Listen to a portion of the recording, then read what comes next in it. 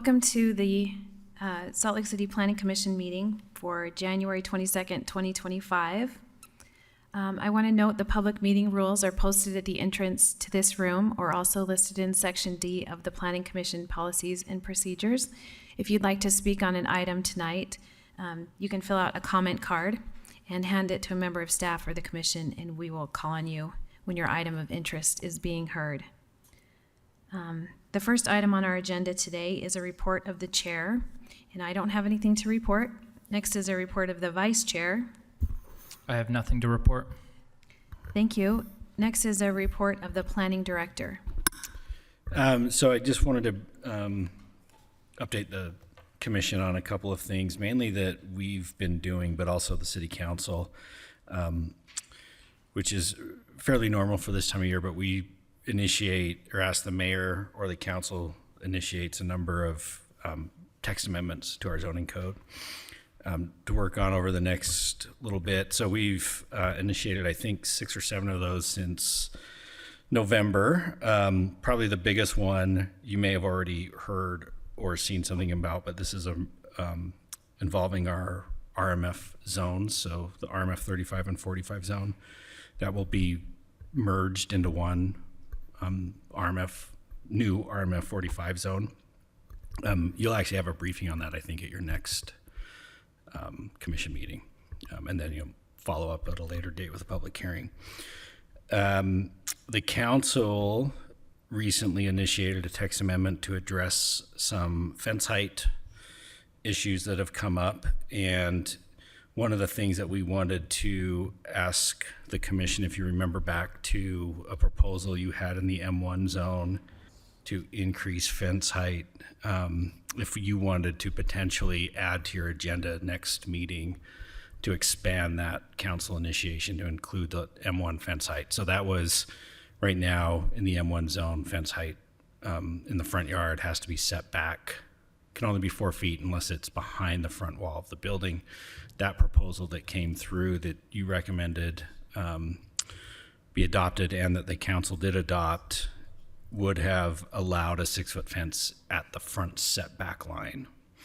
And so there was some discussion about whether that should be applied to all of the M1 and M2 zones. So we may put that on an agenda for you to consider if that's something that you'd want to do. We also initiated a text amendment to clean up provisions related to downtown parking garages. As you know, we've been working on a number of different text amendments over the last 3 years now, dealing with our off-street parking code, the downtown zones, and then I can't remember the other one, but we essentially, one of the things that we've discovered is that we now have some, is with design standards. So we have some regulations that are in 3 different places. So we're just going to move those all into one spot so that they're not in different areas. We also are doing a cleanup of something that was adopted in July of last year. This was the adaptive reuse ordinance. The intent behind that was for those incentives to match the same incentives for the affordable housing incentives as far as what people would get. And we realized that the wording of the incentive related to design review was very, very narrow. And so it's actually tripping up some adaptive reuse projects. And so what that is what we want to do is expand that. So all design review is where they're utilizing the adaptive reuse incentives are eligible for staff level approvals, just like the affordable housing incentives. Right now, it's only limited to one modification of the design review process. So we wanted to fix that so they were matched. And then we had a couple of other technical things, one related to clarifying in our code right now, public utility infrastructure is exempt from zoning. One of the things that we're finding is, this is also somewhat related to fences, is that oftentimes there's, if there's funding, like federal funding and things like that, or it's a secure site under Department of Homeland Security, that they need taller fences than what our code allows. And so it's clarifying that to make sure that things like our wells that aren't enclosed in buildings and other things have the ability to be as secured as possible.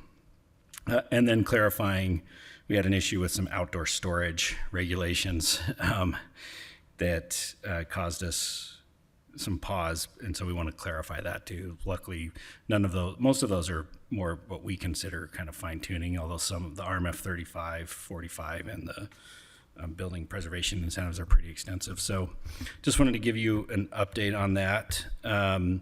We also have, the city council also yesterday adopted the gas station regulations that came through the planning commission last year. So those will go into effect as soon as that ordinance is published. The legislative session also started this week.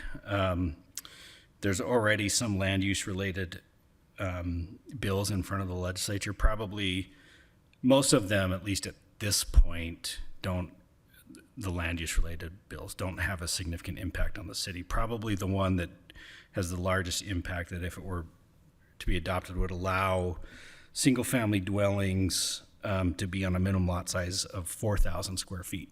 So that would fundamentally change our R1 12,000, our foothill regulations, and the other R1 zones where we require a minimum of 5,000 to 12,000. The city's already discussing changing those things. Our biggest concern is actually in our urban wildland interface, where we don't necessarily think it's appropriate to have more smaller lots than that and have more people, especially in areas where there's limited emergency evacuation routes. So we'll be looking at that. I think that we're probably going to suggest that there be some exceptions to that state code in those wildland interface areas. So we'll keep you posted on that and all other things. Just to give you an idea of one of the other bills, it would allow detached ADUs as permitted uses. We already do that. And would allow residential uses in all commercial zones, which we also already do. So we're fairly well ahead of the game on these things. As of day 2 of the legislature, we expect there to be a lot more land use bills proposed, and we'll keep you updated on those. Thank you. Do you need an answer from us right now if we want to consider the changes to fence heights, or? It might be good just to have, we have to put it on an agenda Okay. as a business item, so we'll do that. Great. And then you can decide if you want to vote on it or not. Thank you. Yep. Sounds good. Thank you. Okay, the next item on our agenda is approval of meeting minutes. So we have 2 meeting minutes, October 23rd, 2024, and November 13th, 2024. And all of the commissioners present tonight were present for both of those meetings. So can I get a motion on approval of minutes for those 2 meetings? I'd like to make a motion to approve the meeting minutes from October 23rd and November 13th. I'll second. Thank you. Okay, I have a motion from Commissioner Mike Christensen and a second from Commissioner Krasik. Any discussion? Okay, let's vote. Commissioner Krasik, Yes. Commissioner Scheer, Yes. Commissioner Scott, Yes. Commissioner Barry, Yes. Commissioner Mike Christensen, Yes. Commissioner Burrows, yes. Okay, those minutes are approved unanimously. The next item on our agenda is an open forum, and this is when commissioners may discuss planning, zoning, and general land use items that are not listed on the agenda. There's no public discussion associated with this item. We have 10 minutes if we need it. Somebody have an item they want to discuss? I do. I'd like to bring up to staff and other commissioners my desire to look at initiating a petition regarding alley vacations, specifically to eliminate using the standard lack of use when the public right-of-way has been illegally physically blocked for whatever reason. I'd like to. It'd be great if you lump that into your initiated text amendments as well. We'll add that to the agenda for a discussion, for a business item Okay. as well.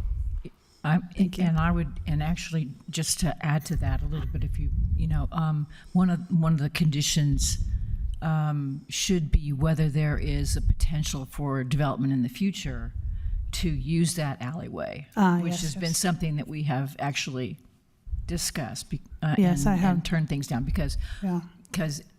in lots of places where there's lots of properties, there really isn't a potential for that alleyway. But for places where there is larger parcels, there is the potential for redevelopment. We had one case like that very Okay. not Yeah, well- not long ago. We'll word that so that it's broader to capture anything that you want it to capture. Thank you. Great, thank Madam you. Chair, I would like to raise another issue. Sure. And it sort of has to do with the alley vacation issue as well, which is last time we met, we had a couple of comments that were, and I really want to discuss whether this is, whether the Planning Commission can raise more generic issues like standards for alley vacation within the context of a specific proposal. So it's whether or not it's appropriate to talk about generic things with a specific proposal or whether it's not. So there were two times last time, and I do this all the time, where I'm talking about something generic that in some ways I just want to convey my unhappiness with the generic principle going on here. And yet this is in the context of a specific proposal in front of us. So you might be unhappy about preservation districts, you might be unhappy about alley vacations in general versus the specific proposal. Right. I think it would be nice to get direction on when we can discuss changes we want to see to a general policy like local historic districts versus the agenda item we're talking about. Is that the same thing you're talking about? Yeah, that's sort of what I'm talking about. Okay. But because I think I have a habit, I know I do, of raising generic issues so that they will go into the public record in a way. So that they will be something that planning staff becomes more aware of. But I realize that in the context of a specific proposal, perhaps that is, maybe I just save it for next time. Is that sort of more the just like Amy just did, Yeah. I think that in my case, because we're talking about the comments that I made last meeting, is that there's not necessarily always a fine line, at least in my mind, of bringing up some generic issue about it as long as you relate it to that specific application and the standards, which is what I did. If we're talking about making statements that aren't related to the standard that you can tie to that application. So in some ways, that particular application had all of that going on, right? So my general dislike of alley vacations that have been physically blocked was specific to that application. It wasn't a comment in just a general, even though that alley had been physically blocked illegally. And so it was directly in relationship to that. And I do also appreciate this. There have been times in our tenure where you want something kind of on the record. And sometimes it's in a relationship to the public comments that we've received, that it's hard to ignore some of those, even though we necessarily can't do anything about it. But I've always felt it's important to convey to the people that are participating that we've heard you. This may be why we can't do anything with that, but it's a little separate from said specific application. And so I think over our years, we've certainly taken that opportunity to put certain things out there on the record that there's a variety of reasons why you want to do that, but mainly I always think it's in relationship to the sentiment we've heard from the public a lot of the time. So I think there's a lot of different scenarios and it's hard to be cut and dry all the time. Sometimes you totally get it. I get what you're saying. And sometimes there's a lot of things going on. I think that for me, I think that's when we would rely on Catherine and staff to kind of interject and be like, you're veering. This is going to cause a problem or something. But I don't know, Commissioner Scheer. I think there's just a lot of nuance and that a lot of instances where that may feel to some that we've gone off the rails, and to others there's a reason for it.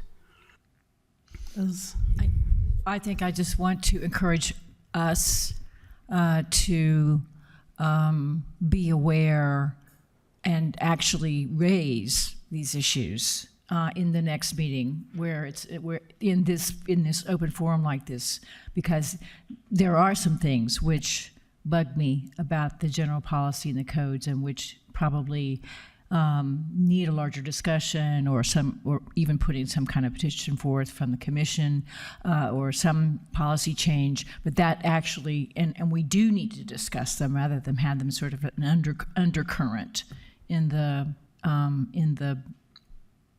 specific issue we're addressing too. I agree with you about the public, though. Sometimes we have to just say, hey, we hear you, but we can't. There's nothing we can do about this. Yeah. Commissioner Krasik, did you have something you want to say?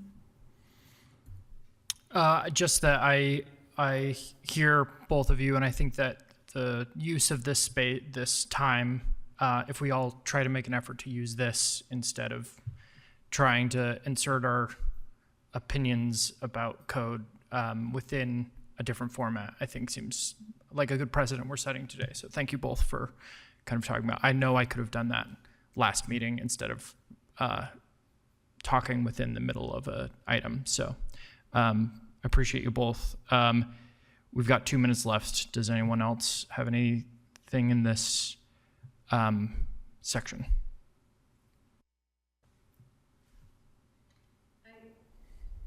I wanted to, of course, say that if we're having a conversation that presents a legal liability or something, I would love to hear us be cut off from that in particular.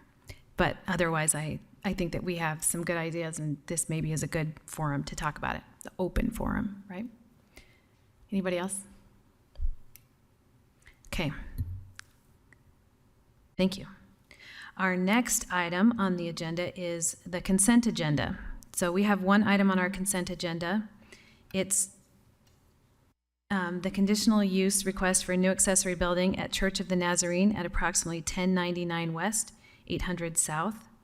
This item does have a public hearing. Today we can approve this item on the consent agenda, or we can move it to the regular agenda. I'm going to open the public hearing for this item. If anyone wishes to speak about this application, it's your turn right now. You can approach the podium.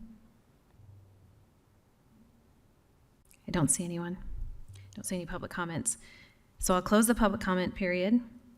And now it's time for a motion. I would like to make a motion.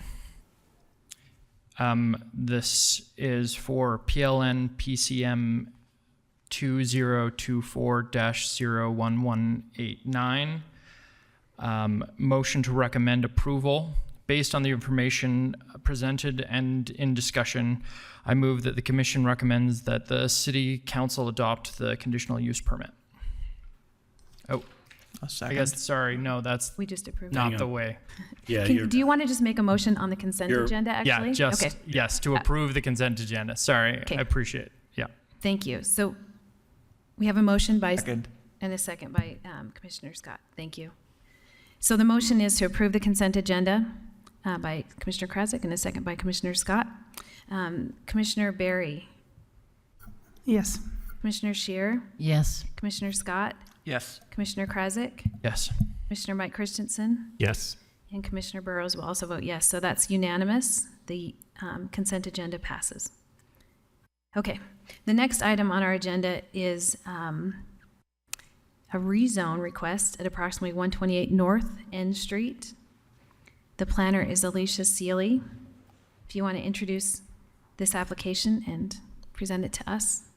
Thank you.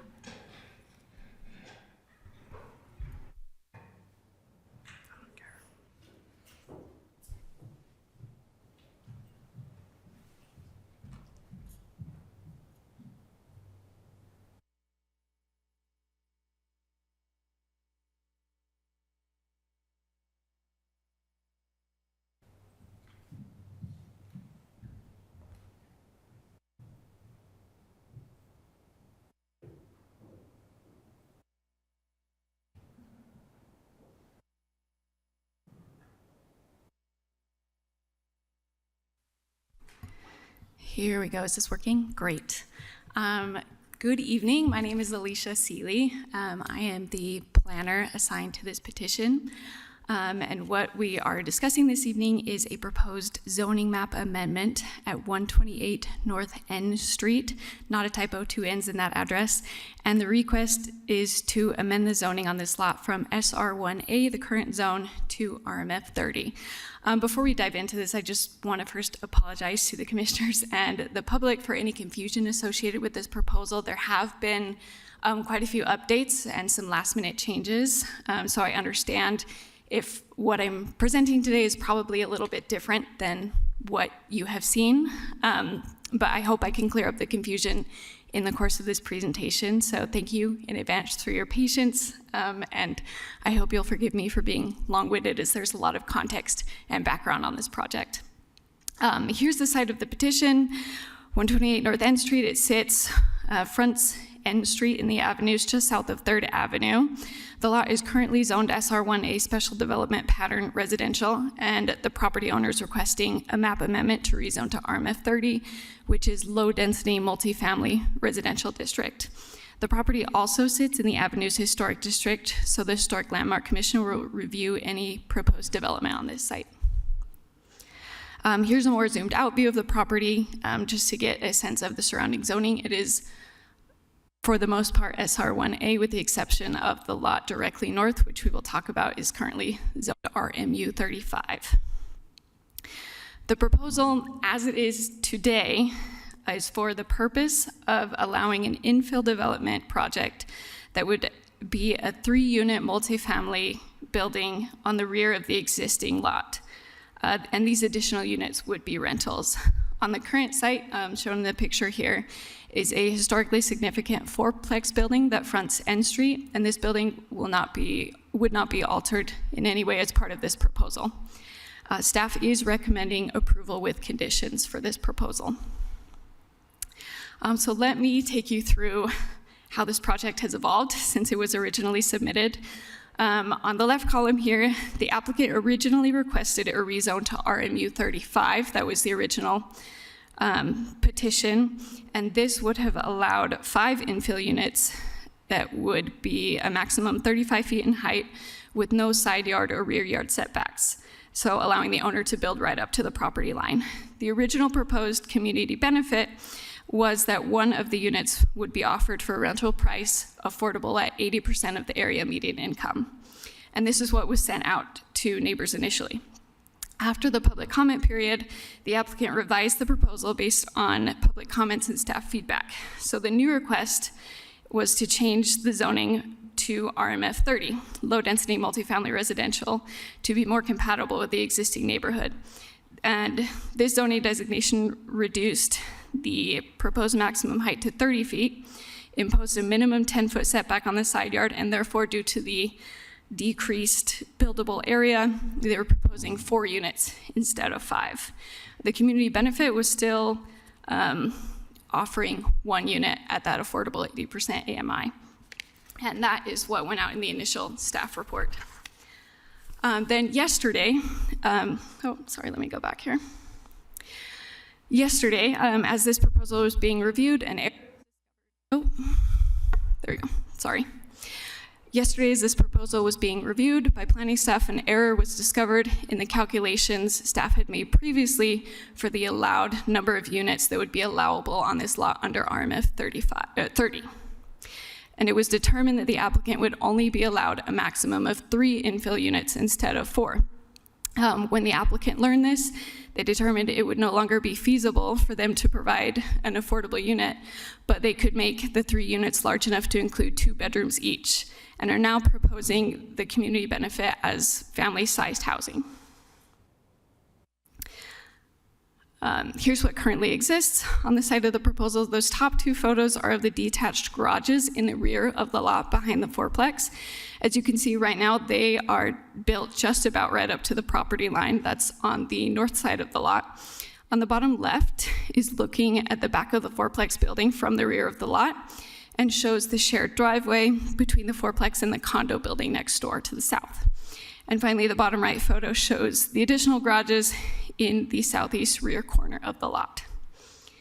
As for neighborhood context, these are the buildings next door on either side of the subject site as you look at it from N Street. First is Notting Court condominiums on the south side, although it's the left photo. I realize I should have switched these, but it is on the south side, so on the right as you're looking at the building. And this is a 10-unit condo building that sits at 30 feet in height. On the other side, on the corner of N Street and 3rd Avenue, are these recently completed townhomes. They face 3rd Avenue, so the view, so this is the view of the back of the townhomes as viewed from N Street. And this building contains 6 units and sits at approximately 35 feet in height. For more context of the surrounding neighborhood, the top photo here is a picture of N Street taken looking straight across from the subject site, and the bottom photo is the north side of 3rd Avenue taken from that corner. You can see this neighborhood is made up mostly of some single-story, but mostly 2-story single-family homes with some small-scale multifamily residential mixed in. So let's go over what would RMF 30, I apologize, change as opposed to the current SR1A zone, especially in terms of standards that would relate to this lot. The answer is not a ton. Both of these districts are intended for small-scale neighborhood development. However, RMF 30 does allow for more flexibility in bulk and intensity of use. So the maximum height, allowable building height, would be raised from 23 feet to 30 feet. The lot area per unit standards would be reduced from 5,000 square feet or 4,000 for twin home to 2,000 square feet per dwelling unit, allowing for a bit more density. And allowable building, there will be a few allowable building forms that are not currently allowed in SR1A. Sorry, these include multifamily buildings and multiple buildings on a single parcel without each of the buildings having street frontage. And finally, RMF 30 does allow for bonus units without zoning incentives for preserving a principal structure to promote small-scale infill development without any loss of housing. Parking requirements for this site. This is something that came up frequently during the public comment period, so I want to be clear about what the parking expectations would be if the rezone were approved. Because this property qualifies for building preservation incentives for that historic fourplex that will stay on the lot, this qualifies them for reduced parking requirements, which for a multifamily residential building, the minimum requirement for off-street parking would be half a space per dwelling unit. So if they have 7 total dwelling units, 4 plus the 3 proposed, they would need to provide a minimum of 4 off-street spaces. And the proposal currently has 5 spaces, so what is proposed does meet the minimum standard as outlined in the city zoning code.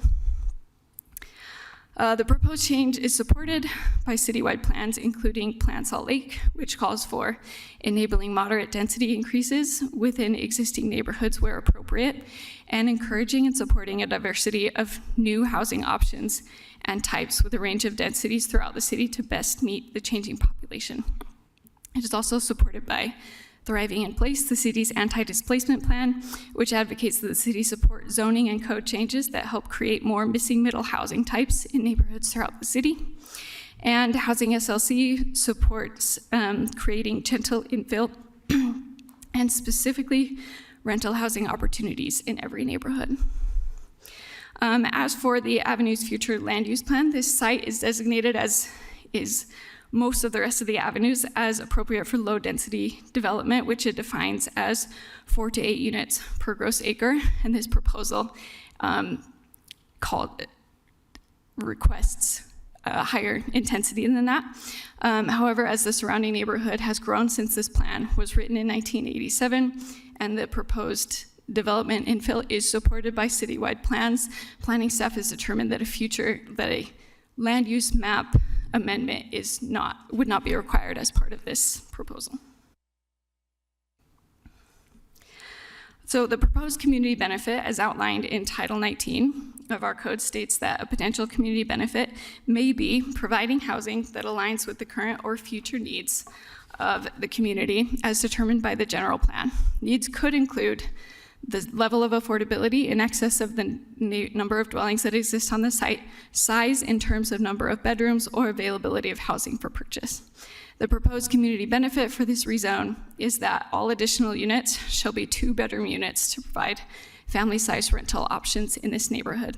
One note here is that we as planning staff recognize that family-sized units are generally identified in, in city plans as having 3 bedrooms or more. However, there is no one-size-fits-all magic size that is appropriate for every family. And given the scale of possible development on this site, thank you.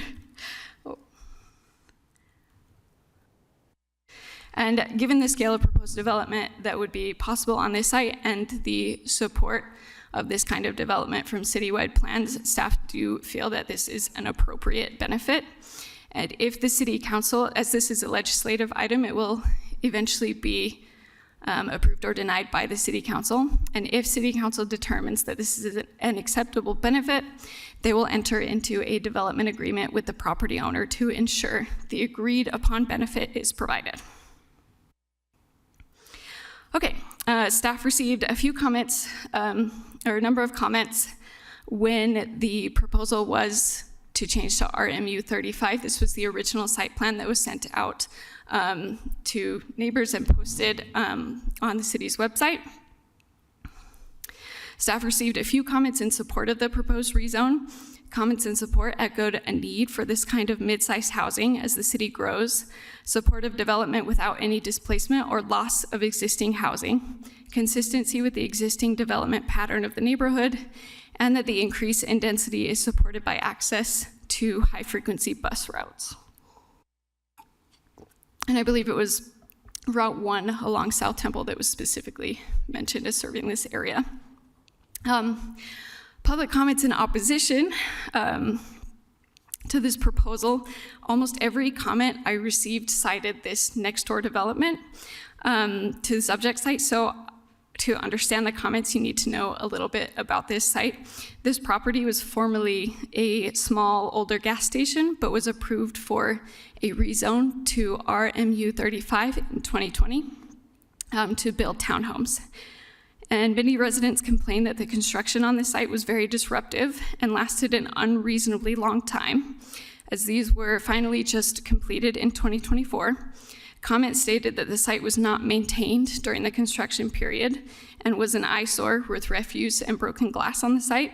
The resulting development, many residents feel, is not compatible with the character of the neighborhood, and that these were put up for purchase with an extremely unaffordable price tag, well into the 7-figure range. From what I could find, I understand that these are still vacant. In fact, public notices went to these addresses to advertise this meeting, and they all came back to my mailbox saying that these are vacant. So from what I understand, nobody is living there, and they have not sold as of this week. And overall, the residents brought up this property to illustrate how they feel it has not benefited the neighborhood, but only brought negative externalities, and to express concern that they do not want more housing projects that end up like this.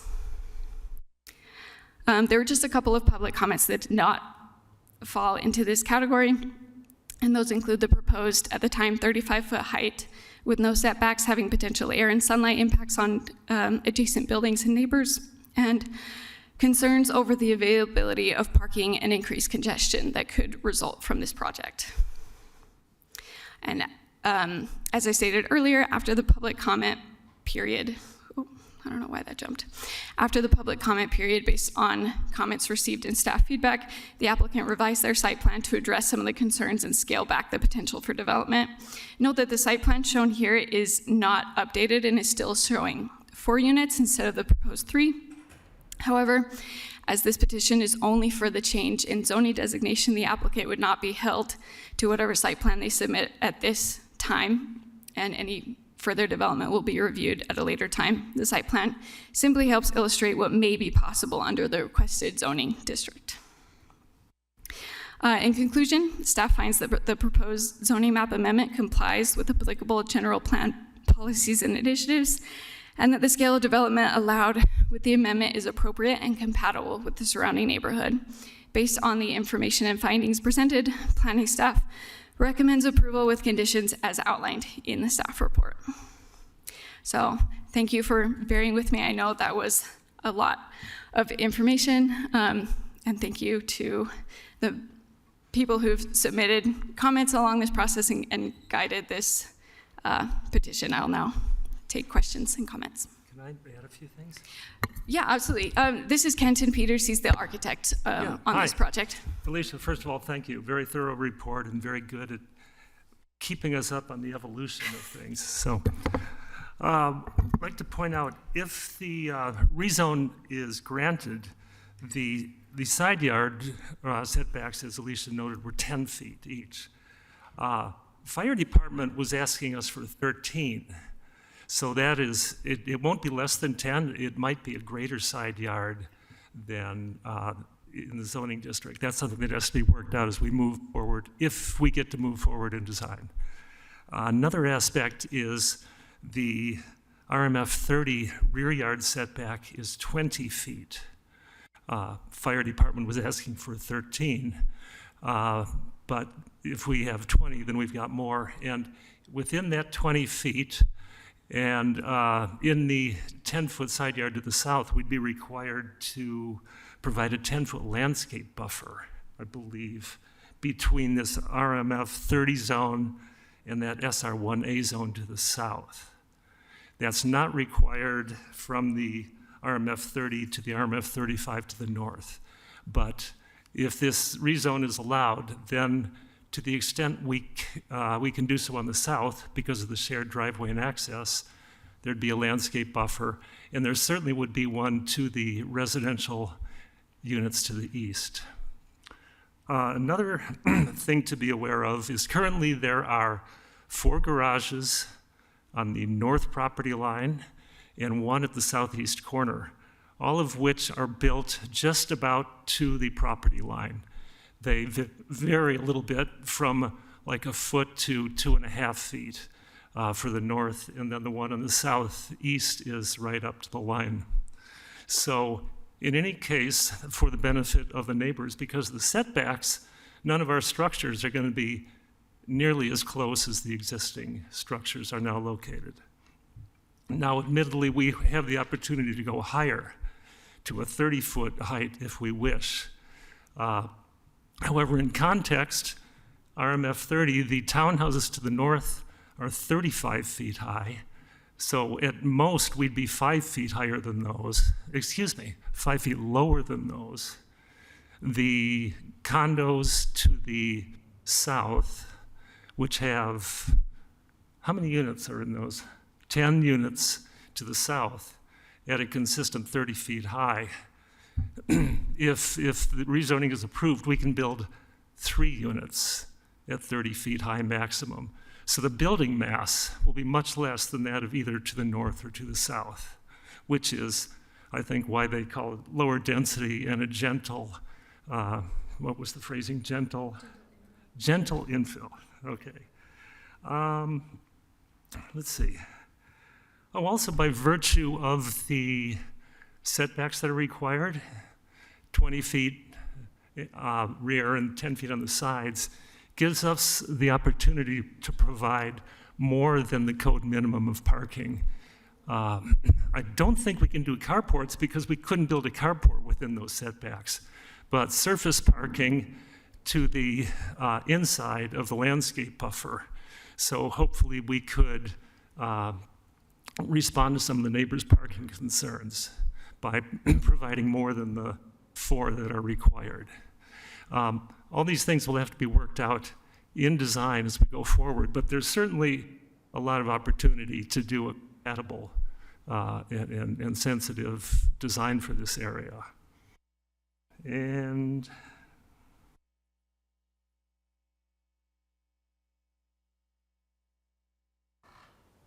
oh, one other thing, there, in some of the public comments, there was some concern about from existing residents of the fourplex in front that we're not changing, about losing storage space.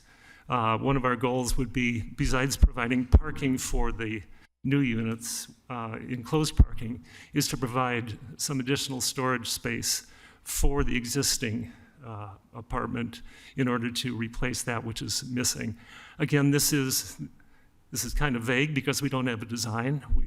The owner didn't wish to go forward with the design until we had some assurance that we could rezone. But that's one of the design program items, is trying to provide storage. So that's all I have to add to Alicia's report, and I'd be happy to answer questions as well. Thank you. Thank you. I'm not sure I clearly heard your name. Will you tell us your name again? First name Kenton Peters, architect, KP2 Architects. Thank you. Yeah. Okay. The commission can ask clarifying questions right now of staff or applicant if you want to. I have a question for staff, Alicia. So I'm just curious, when you calculate the parking requirements, given the code, because the front building is not being altered, are you so we're including that all together, even though there's nothing going on with that front fourplex. So you're calculating the parking requirement based on the whole lot instead of just the addition? Correct. Have we done that before? Is that a new way that we're applying that standard, or just? Building preservation incentives are fairly recent. And Chrissy, did you want to speak to that? Oh, can you hear me there? So the building preservation incentives are recent. I will say, though, that Alicia provided that information because the applicant has expressed interest in using those building preservation incentives. And so that would be the parking if the applicant, went through that process. Although today, you're just reviewing that rezone request. And so the parking would, if the RMF 30 does not waive parking, so they would be subject to the RMF 30 requirements for parking unless they went through that building incentives process, which does waive those and reduce those parking counts. Okay. And I guess I want to clarify that because I know this is new, and so we haven't really hit this before. If we have this application, we're recalculating the parking based on the entire thing that's going on, even though part of this project is we're just not touching the fourplex. Right. So we recalculate for all of the units within the parcel. Yes. Yeah. If they go through the building preservation incentives process. If not, then they would calculate it just like how we normally calculate parking per unit. Okay. Repeat, what is the current code for if they don't go through the building preservation? So RMF 30 is currently in the general parking context, which for a multifamily dwelling unit with 2 bedrooms would be 1.25 spaces per dwelling unit. Okay. Thank you. I have a question. There are other uses that are allowed besides residential with the RMF zoning, right? RMF is strictly residential zone. Only? Yes. The RMU that was originally proposed would have Okay. been a mixed-use Okay. zone and Okay. would allow for commercial use. Okay, so this property, even if it's rezoned to RMF 30, will just be residential. Correct. Okay. And there are other rules that that preserve that the building in front can't be changed due to other rules that are separate from any zoning, whatever the zone is. Correct. And this is why the applicant cannot use preserving that fourplex as a community benefit, because it is otherwise protected by the historic district and designation. Okay, and this request will go to the Historic Landmark Commission after this meeting, Correct. regardless of our recommendation, Correct. and then it goes to City Council. Yes. Okay, thank you. Any other questions of the staff or applicant right now? Okay, I'm going to open the public hearing. If you're a member of a recognized community organization, which is the Downtown Community Council in this case, no one's here. Okay, so the first public Just to correct, it's the Greater Avenues Community Council. Okay, would you like to speak? You can approach the podium. You have 5 minutes. And please state your name. Hi, I'm Jim Jenkin. I'm a former chairman of the Avenues Community Council and the current land use chair. We reviewed this, of course, in the previous incarnation, and there is a letter in your packet.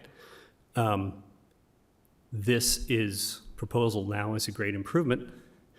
I just wanted to point out to you one thing that occurred to me when I read through this, which is the application, as originally stated, very clearly says that none of the current residents would need to be relocated. I forget what the term is for that.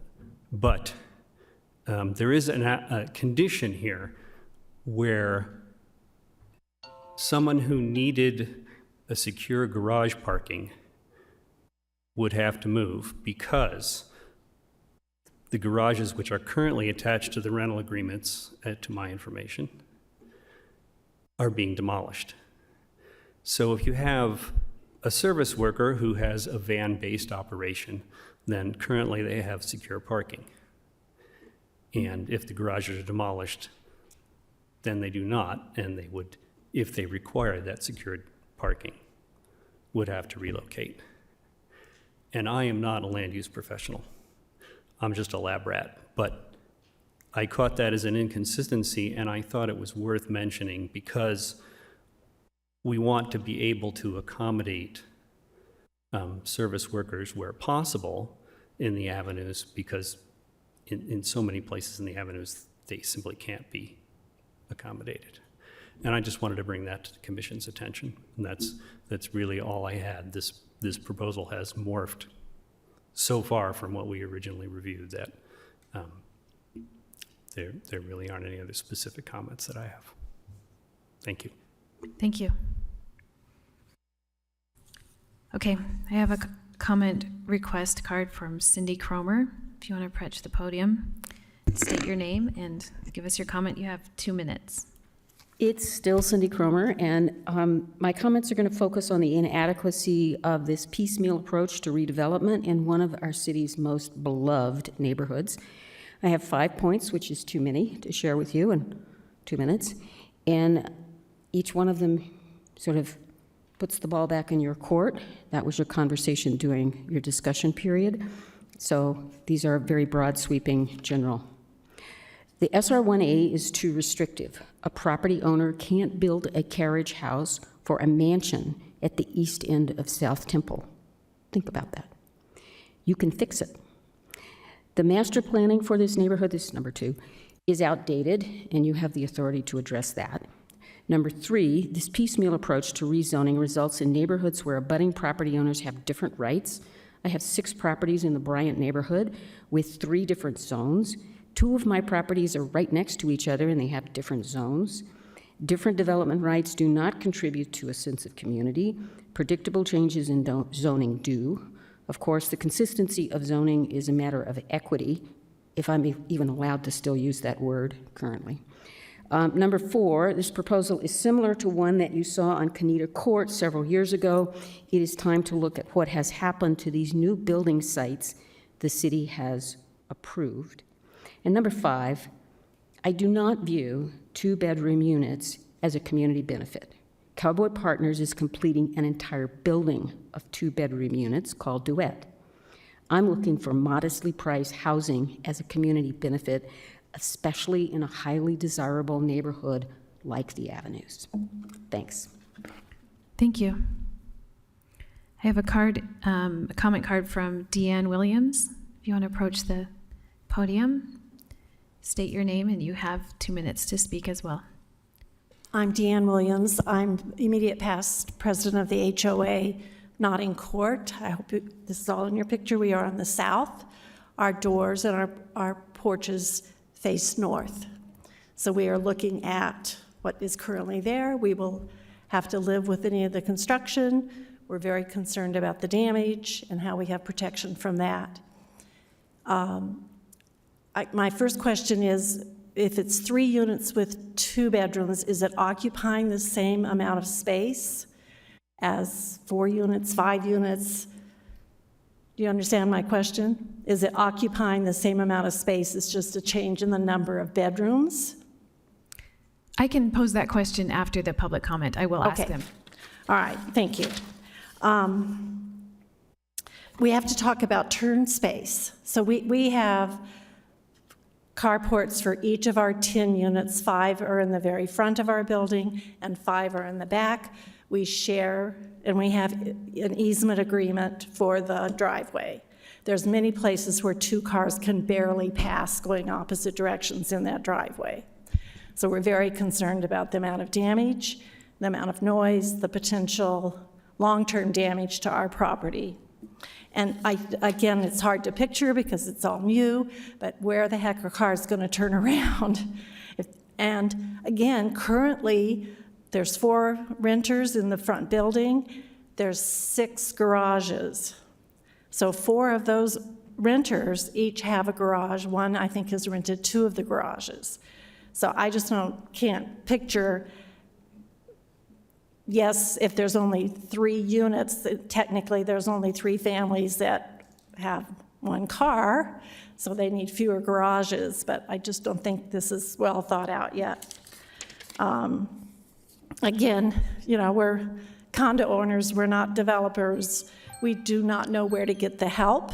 It's time, ma'am. Thank you. Thank you. Does anyone else wish to speak on this item? You can approach the podium if you'd like to say something or pose a question. Okay, I'm going to close the public Madam hearing. Chair, we do have an email comment. Oh, let's hear it. So this one says, my name is David. I am writing in support of this application for a rezone. This application is building more housing, a dire need in the city, state, and nation. Demolishing garages and carports does not negatively affect the neighborhood, but rather enhances the area. While many of my fellow Salt Lakers may comment on parking or how busy their streets or neighborhood is, streets and neighborhood space are a public good, and I personally support more people on my streets, giving life to where I live. Trading car spaces for spaces for people is objectively good. I hope this rezone and zoning changes that allow for us to build more housing and increase density will continue so that Salt Lake City can have a sustainable future. And that's it. No more comments. Thank you. Does anyone else wish to speak?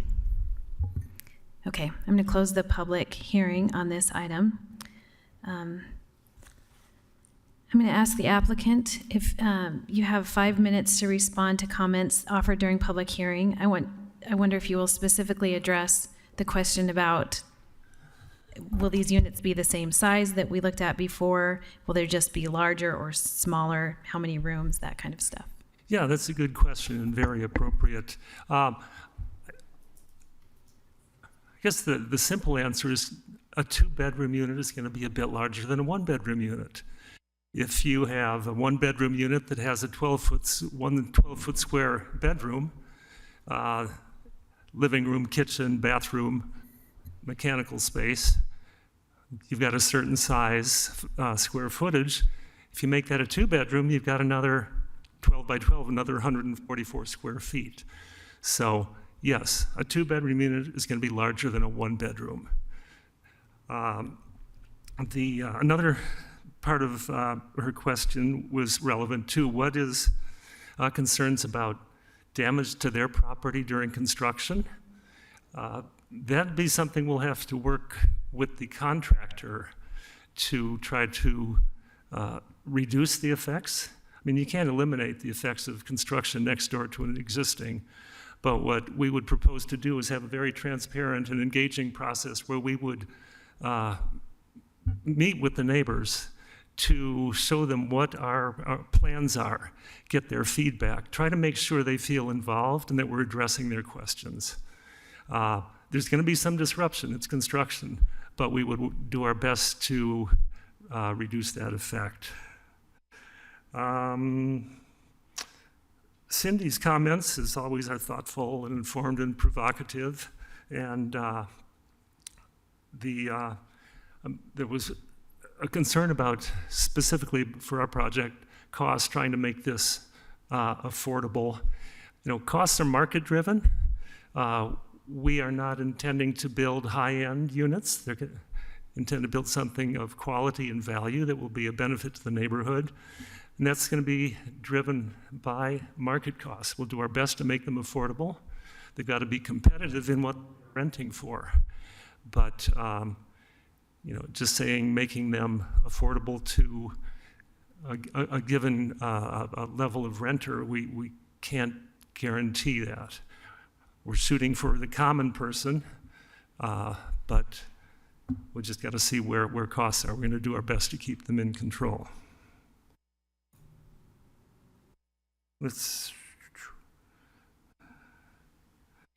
Commissioner Burrows, are there other questions that I might have missed there?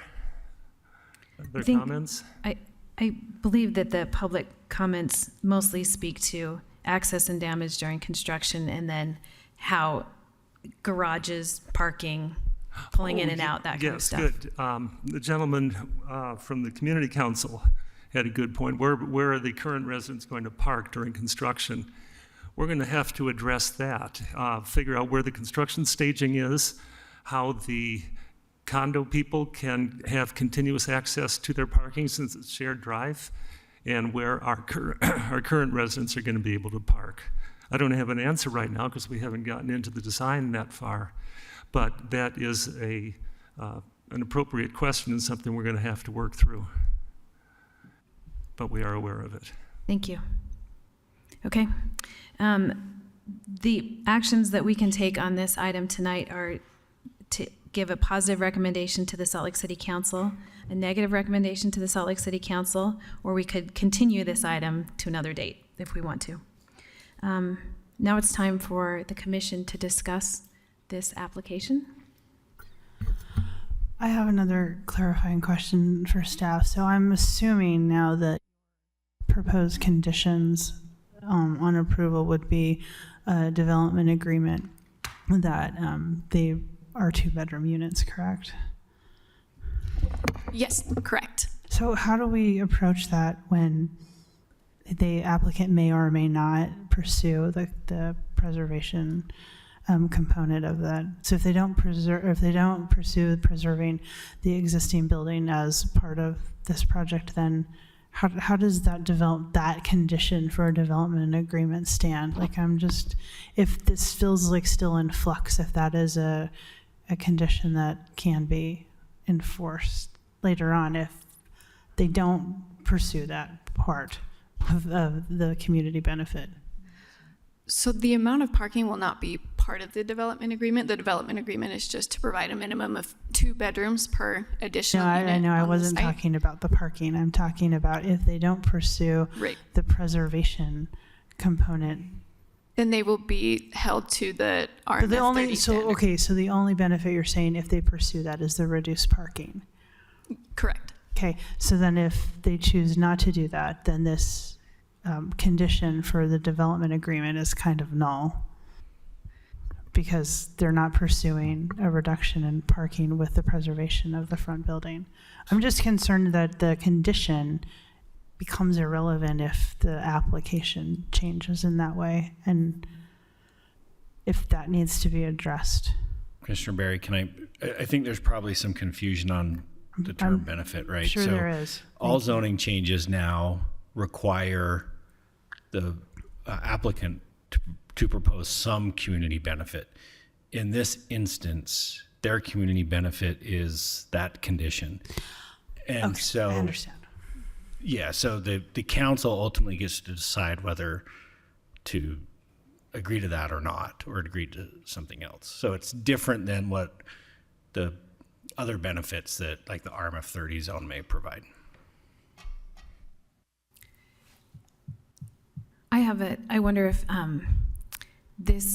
any new units would be limited to 3 just because the amount of space that's available and how big the spaces have to be, or is there anything limiting it to 3 new units? The size of the lot and the conditions of RMF 30 and their minimum lot size per unit is what is limiting the additional space on that lot. Can only have 3 more units. Okay. But that still exceeds the recommended density in the area, in the master plan for this area? In the Avenues land use plan, yes. Because that would be 7 units. So the Avenues plan looks at density out of the general areas, so block by block. And we actually do know what the actual densities are. And if you were to look at N Street east to Virginia and between South Temple and 4th Ave, basically the city cemetery, 25% of those blocks already exceed the recommended density in the Avenues Community Plan, and likely because of the age of those structures, likely did before that plan was even adopted. There has not been that much new construction in that area. There's been some, but so part of the issue and why we are actually looking at this year updating the Avenues Plan is because those recommended land use densities typically, until you get very far north into the upper avenues, already vastly exceed what the plan recommends. Okay. So it doesn't even match the current condition. Okay.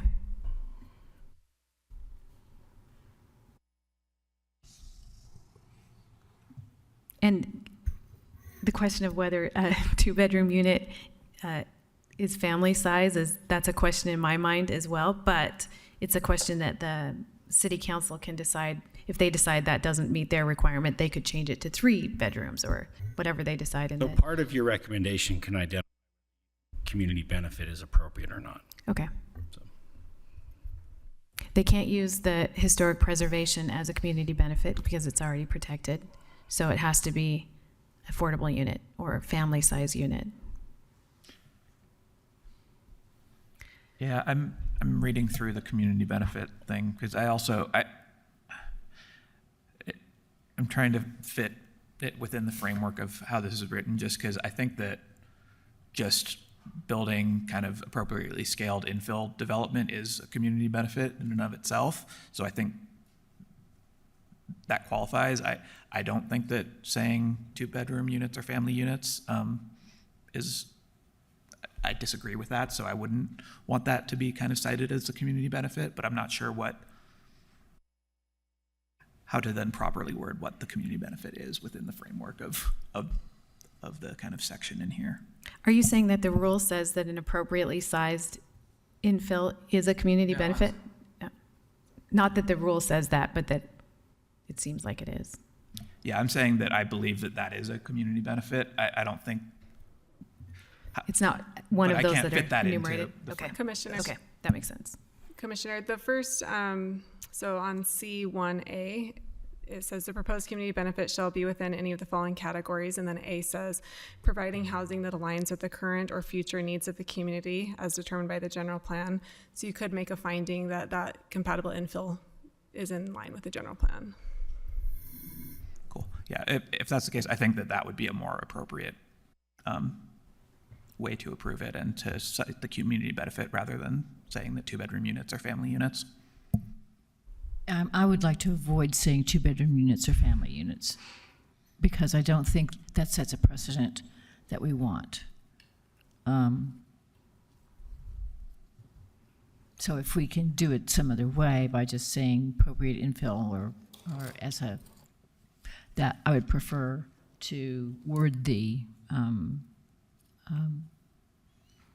Are you saying then that anything that could be built within the rules of this new zone would just be a community benefit? It's a good question. Because that seems like that might defeat the purpose too. Right. That's correct. Yeah, that would not be good either. Yeah.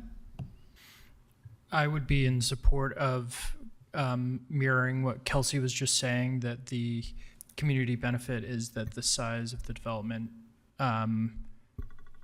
this matches the general plan's desire for infill, or I can't remember how it was worded, but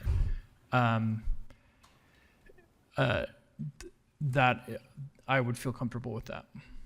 Yeah. So I think that's not enough because that's not a community benefit. It's just meeting the requirements of the new zone. So right, if it is an MF30, they can build this by right. RMF 30. They can build the, right. the 3 units that they want to build by right if we change the zone to RMF 30. So it's not a community benefit anymore if they can do it by right. Right. It's not a community benefit to build that dense if they can do it by right. It's already theirs. It's just like the historic, it's already there. Well, I think, so the way it's worded is providing housing that aligns with the current or future needs of the community as determined by the general plan. So I think that we don't need to say specifically, like, we don't need to get into that so much as saying that we believe that this aligns with the current and future needs of the community. This type of housing is.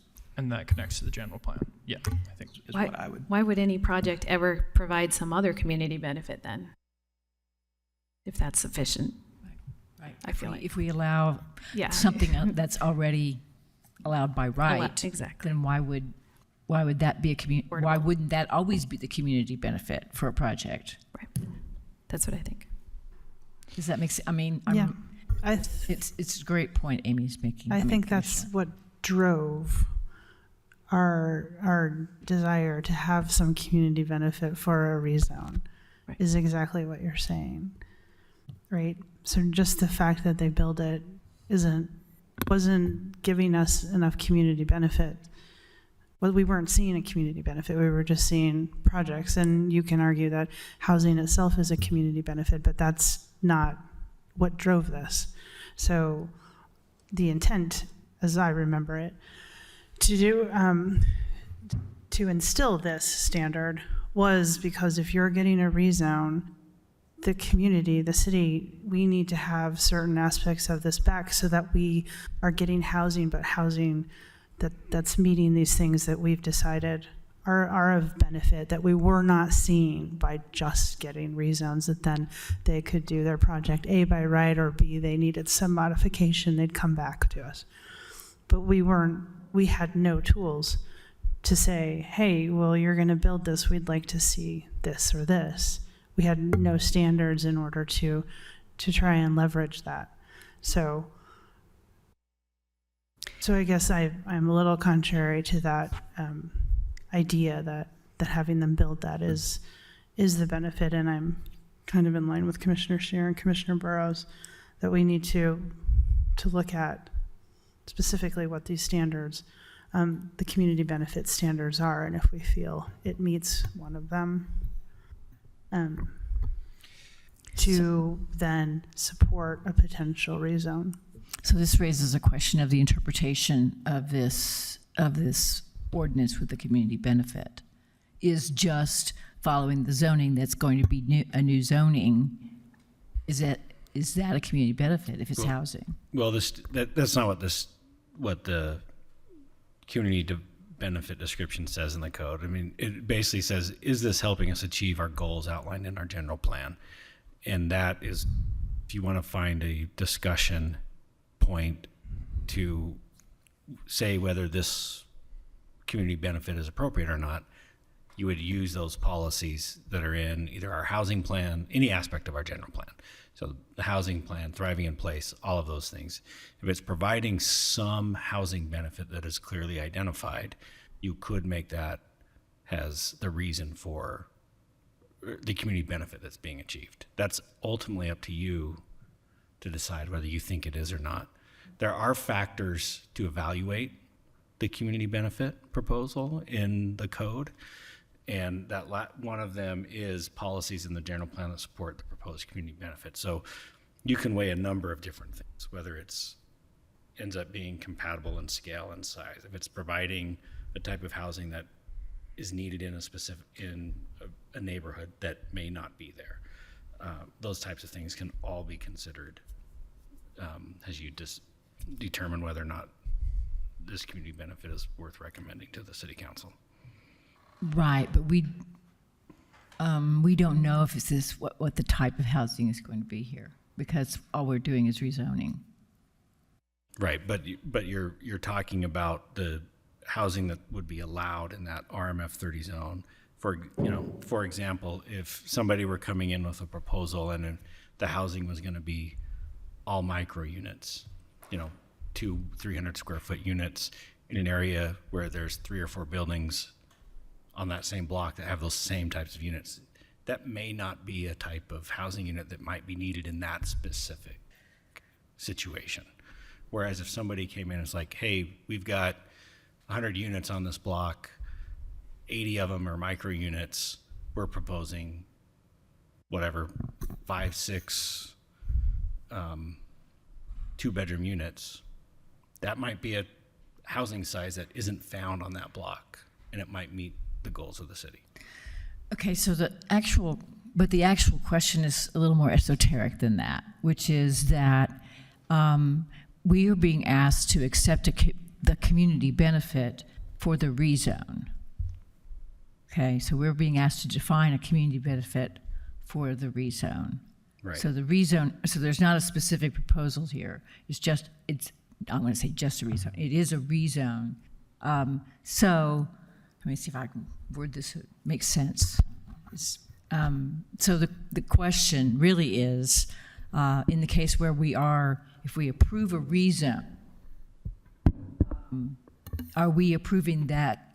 And we need a community benefit for the rezone, right?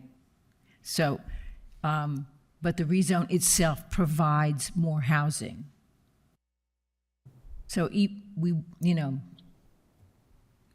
is that a community benefit then?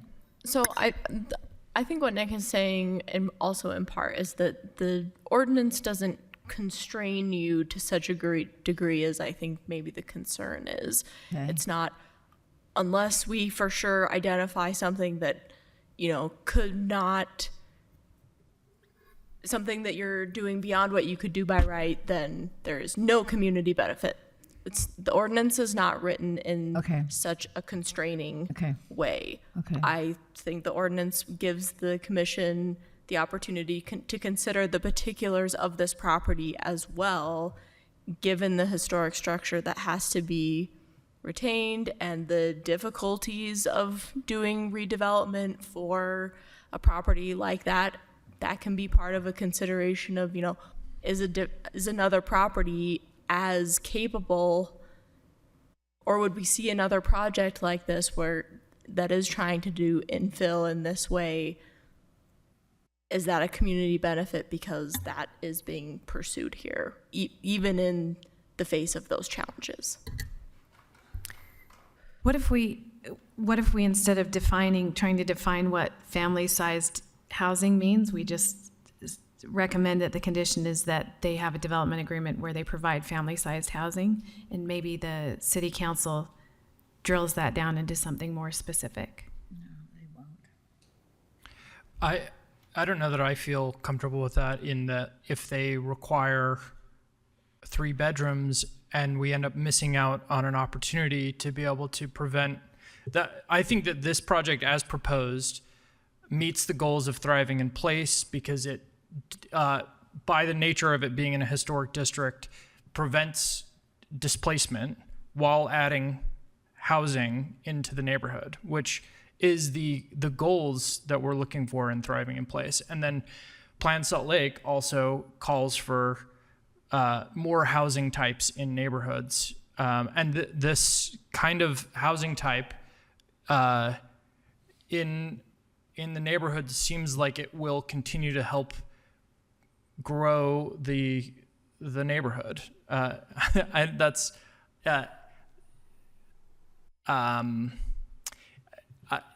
I think that just like if the goal is that the community benefits can be directed towards supporting the plans, then that's what it sounds like the ordinance says, and I think that this project is doing that. So I don't think we need to constrain family-sized housing. I think we can just say, like, for these reasons, it is meeting our plans, and be happy.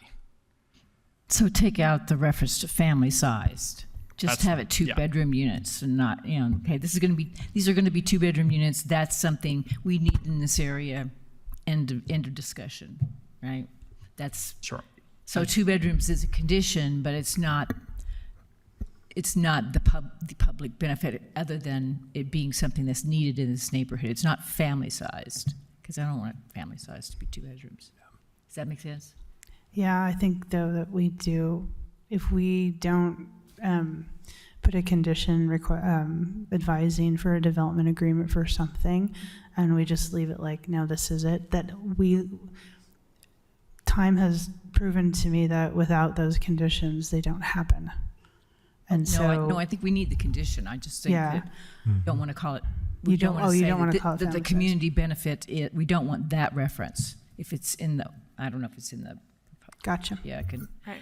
Yeah. That reference isn't in the condition anyway. What does the Like it condition doesn't say? I doesn't am represent. ready to make a motion. Okay. God, thank you.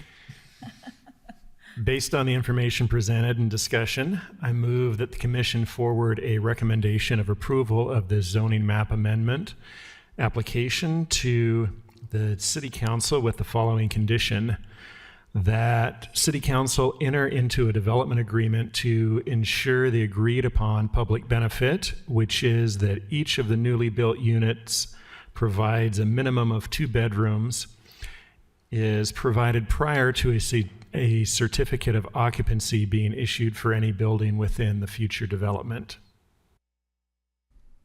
Second. Okay. We have a motion by Commissioner Mike Christensen and a second by Commissioner Scott. Any discussion? Okay. Commissioner Krazik, Yes. Commissioner Scott, Yes. Commissioner Mike Christensen, Yes. Commissioner Scheer, Yes. Commissioner Barry. Yes. I will also vote yes. So that a positive recommendation passes unanimously with the condition listed. That will go to City Council eventually. That's it. Thank you for coming tonight. I'm gonna have a recess for a short break for the commissioners and staff, and we'll reconvene at 7 o'clock, which is in 13 minutes. Thank you.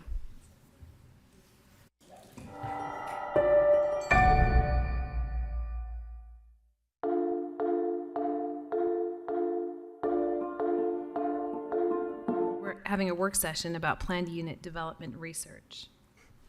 Awesome. Thank you, Commission. So this item came up at your second Planning Commission meeting in October. It was requested that the planning staff go back and look at planning unit developments, how they compare to our PD process, and explore the potential of creating such a process in Salt Lake City. So my presentation is pretty short. I think this might just be more of a discussion and conversation with you about, what you'd like to see. But just in general, a planning unit development is a process that allows applicants to create custom zoning regulations for large-scale projects that typically have a mix of uses. In other cities, and you're probably really familiar with the term, but a development itself could be called a planning unit development. There's also the process called a planning unit development. Generally, they can modify any zoning standard, including land use and density, and every process is different. Every municipality does it differently, but sometimes they could include zoning incentives. They typically have standards for transportation systems, so for private roads, open space, et cetera, because these are usually large-scale projects. They're not small lot-by-lot developments. And then most cities require increased amenities or community benefits associated with them. And this probably sounds pretty similar because our planned development process is very similar to this. So how does this compare to a planned development? So it's very, very similar, with the exception that planned developments in Salt Lake City modifications of the base zoning standards. So an applicant can request to modify any zoning standard except for height, which in some zones they could request up to 5 feet in height, land use, or density. And then our process should result in an enhanced or a better product, and they must meet a specific set of standards. There is also a minimum law area size to qualify, but compared to the cities that we researched, ours is much smaller. A single family zone, R15000, has a 10,000 square foot law area needed to qualify for a planned development, instead of many, many acres that you would typically see. And then there must be a qualifying objective for our planned development process. So as you're familiar with, there's, one of 5 or 6 objectives like historic preservation, affordable housing, open space, but they must, meet to even qualify to apply for a plan development. So based on the research, one of our staff members went through all these different cities to look at their planned unit developments and what they can do. The biggest thing is that in every other city besides Minneapolis, planned unit developments go to the city council because it's a zoning map amendment. And that does make sense because of essentially in a planned unit development, they're creating their own zoning, their own custom zoning. So it makes sense that they would go to the city council for approval. It's mixed on if they have to meet an objective to qualify. Every city that we looked at could modify the land uses. They could all modify density. And then building height was mixed on if building height could be modified. And then there was also a mix on the minimum area. But generally, these are used for large-scale developments. So just to be brief on this, but you do have my memo with a little bit more information, but planned unit developments can be a useful tool when the existing code doesn't offer a lot of flexibility. Like I mentioned, we already have a process that does allow that flexibility, although not quite the same. It's our version of a planned unit development.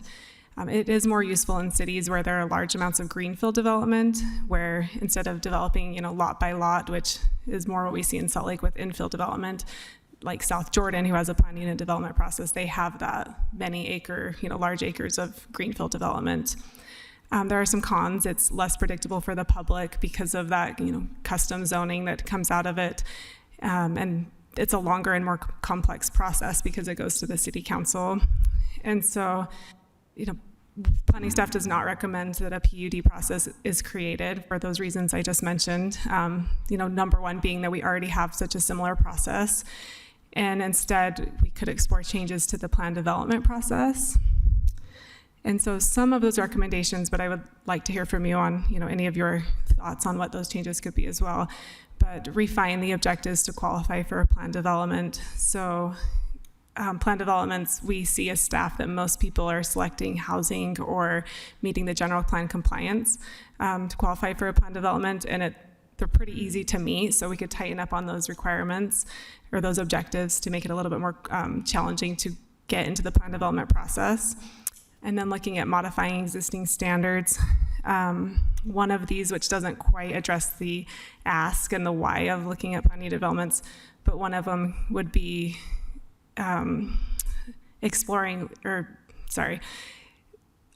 revising the criteria for when an item has to come back to you for a modification, where things are pretty simple changes and then it has to go back to the commission. So looking at that to streamline our process, potentially reducing or eliminating the minimum lot area to qualify. The way I see it, I don't know if I can speak for all of staff, but if a project meets the goals of the plan development, it doesn't matter if it's 10,000 square feet, or 7,000 to qualify. So potentially reducing or removing that requirement. And then the other idea is to actually get at the idea closer of how planned unit developments work is to potentially allow modifications for larger projects. So if there was a project of a larger acreage, maybe they could modify density or height, in exchange. But we would recommend that this is for only large projects so that we're not seeing these, increased waivers for small, normal projects. And that was very brief, but I'm happy to answer questions, go through, your thoughts on this. The two big ones that we recently saw, like the Jordan River Fair Park, did that end up being, that wasn't done as a planned development, right? It was just a totally new zone. You're right. They or proposed an a overlay. new zone. Yeah. Mm-hmm. I don't think it was an overlay. I think it was a new zone, but yeah.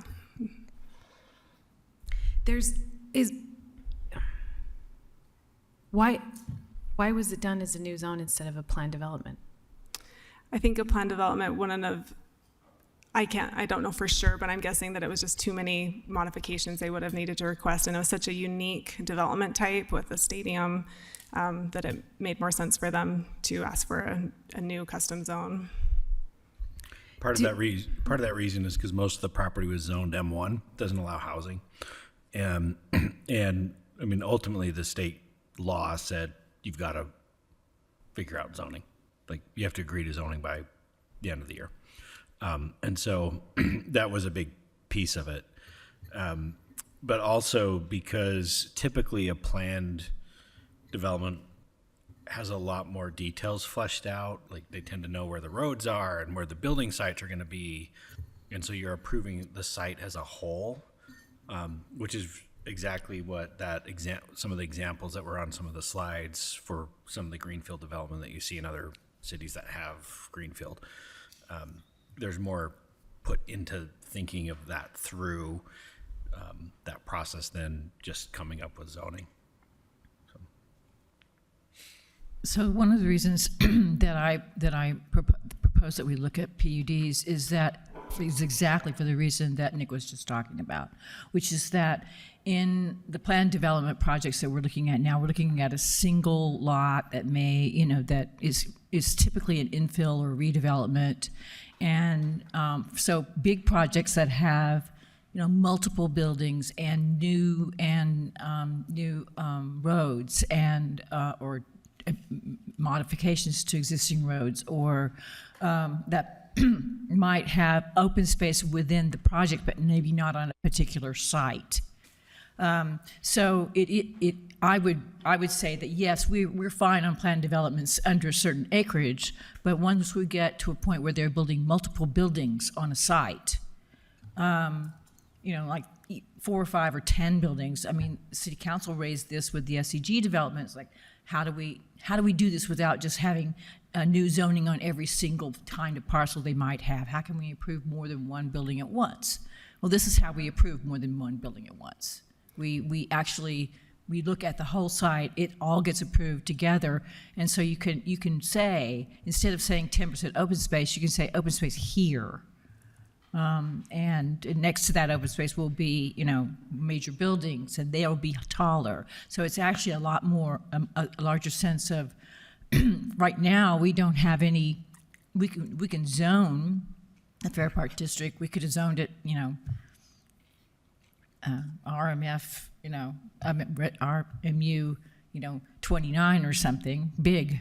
But we wouldn't have any control over where the streets go, or where the open space is, or how much there is, or what the size of the streets, or the design of the streets, or anything. So this would give us, if we had a planned unit development, it would give you a sense of control over all of those things.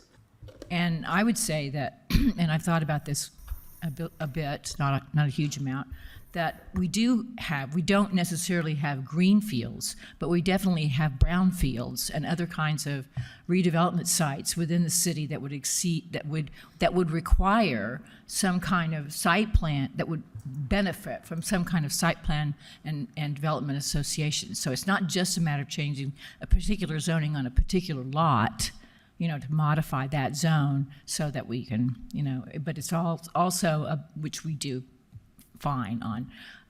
But it's also about larger projects that do require streets, and so that would require streets and open space and street design and site planning of a larger scale. We've had this problem in the in zones in the in the M1 zone, M2 zone, where or even in the zone.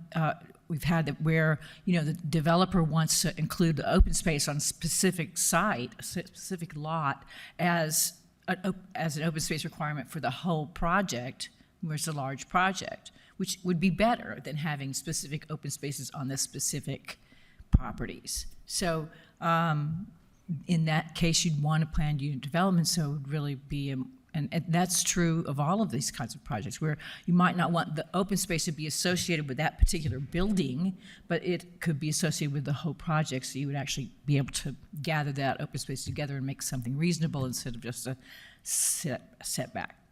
So that is why I do think that on a larger project, and again, we might not have greenfield developments, but we certainly have brownfield developments, like the Fair Park project, where a person could bring us something, let's say 9.5 acres and bigger, that would actually require an internal street. And I'm picking 9.5 because the blocks are 10.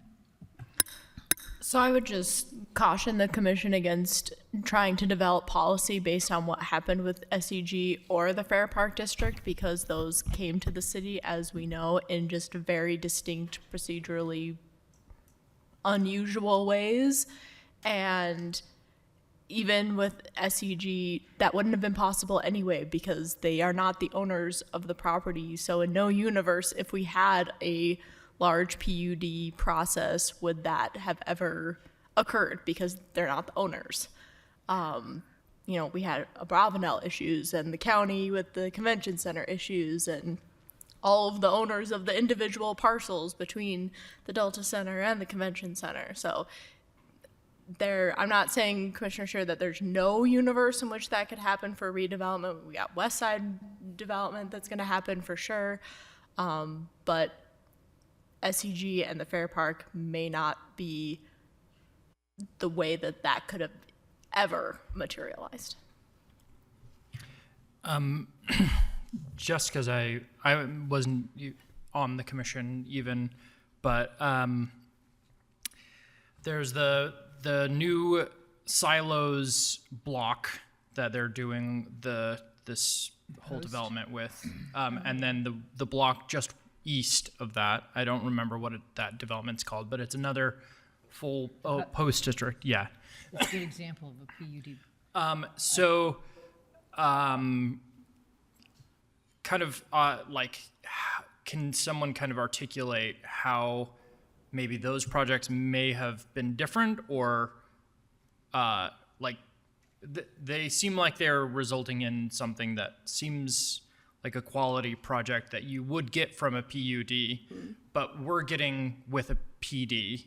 So how is that happening? So like Nick mentioned, but our plan development process requires, if they're going that large scale development, we do need to see building footprints. We need to see the actual development plans, and the projects that you saw before that brought this before us, weren't at that stage, so that's partly why they went through that rezoning process. But yes, the plan development process does still work for those large-scale developments, as you can see by those, the silos and the post-district projects where, developers might not want to bring, they might not have their project fully fleshed out, but that is the reality of the plan development process, that we do need to see what those buildings look like, how they're oriented with the street, how the streets are laid out, if they're private streets too. So I think it shows that the plan development process works. And to Commissioner Scheer's example of like open space within that block, it seems like those developments do kind of consider open space within the same kind of full project. So we're getting the same. Yeah, it depends on the zone. If the zone requires open space, there's also a plan development objective where they could be proposing open space as their objective to qualify, kind of like a public benefit. So it does depend on the specific zoning and what's required, and then or if they're proposing that as their objective. Okay, I think cool. Commissioner Krasik, I think getting back to your question about what might have been different with those things, I think one thing that we can consider as a city, when we have those, I'm going to just call them whole block types of projects, is having some sort of that first phase of approval, having it be more holistic and maybe easier with less documentation about what needs to be provided. So if somebody's coming in, for example, and saying, look, I have this 10-acre piece of property, and maybe that first phase is identifying where that open space is and where each development site is. And that being something relatively simple, not needing a lot of upfront expense from the applicant to design buildings and everything else. But that could be one way that the plan development process could help achieve some of these desired effects. It's kind of a phased approval type of thing. So we can certainly, if that's a direction that the commission wants us to go, we want to kind of update the plan development process, particularly those qualifying objectives, so that they're more direct. But that might be something that we include in there too, so that those bigger projects have a way to kind of get a step-by-step entitlement has over years versus, you know, like the Silos project has, I think, has had 4 different applications. But maybe if that was seen more holistically, the commission can decide, you know, what we're really concerned about is the overall site plan, not necessarily the details of the buildings or something like that. And I'm just being theoretical here, but that could be an example of something where the commission could have some discretion on what they're initially approving and then what the process is to follow. Does a planned development have to be owned by just one owner? No, it's all owners have to agree to the application. So they have, and this is true of all land use applications. Anyone who has an ownership interest in the land involved has to agree for the application to even be submitted. So that's a requirement before we even start working on something, is that they provide us with that acknowledgement.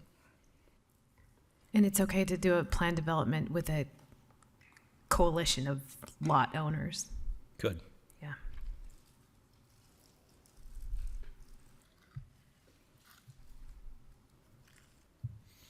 I think there's an appetite for fixing it, modifying the standards for, right? Could we say that? There's an appetite for the appetite for refining the objectives to qualify for a planned development.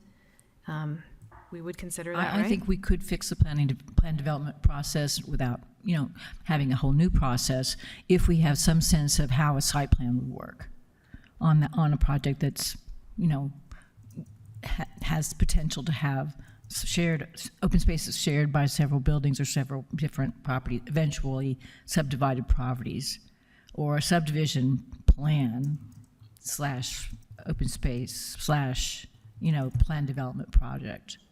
So it's all kind of, it could all be rolled into sort of one notion there. So Sure. we don't, you know, and the fact, I mean, I think that it's true that the projects that came before us, that came directly from the state legislature, we have very little say about, but that's not all the kinds of projects we get. And like you said, the post-development took, you know, 4 or 5 different applications, and really could have done in one application if they had, you know, with minor modifications along the way. So, and maybe even better sense of open space than what they have. So,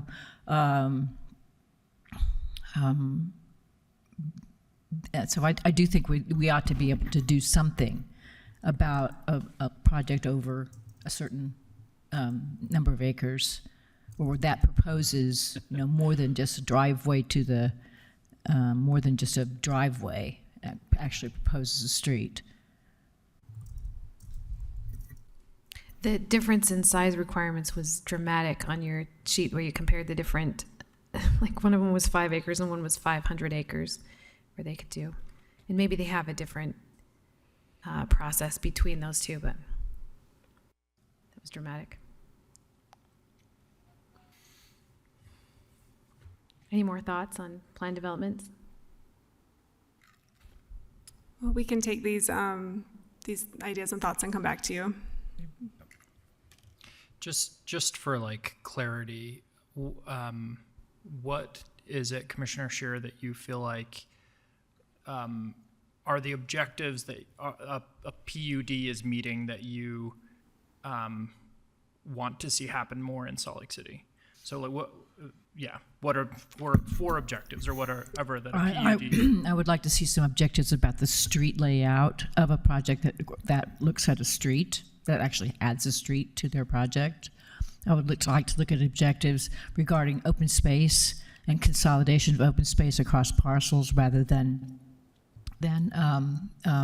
having each parcel have its own open space.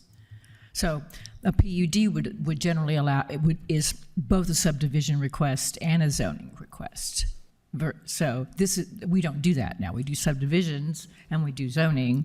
So we don't, there's no interior spot where we can say, oh, yes, that site plan's good. The streets do lay out the way we'd like them to. Okay, that subdivision looks great, and the zoning that goes with that subdivision is great. And the open space in the middle is great versus having it on each little parcel. So there's a lot of sensitive control, more sensitive controls there. So I guess, you know, that's one reason not to do it. But on the other hand, it does give us potential for objectives that we could enumerate in a larger project. Thank you. Good. Anyone else? Okay. I'm going to put an end to the work session. We're now on other business.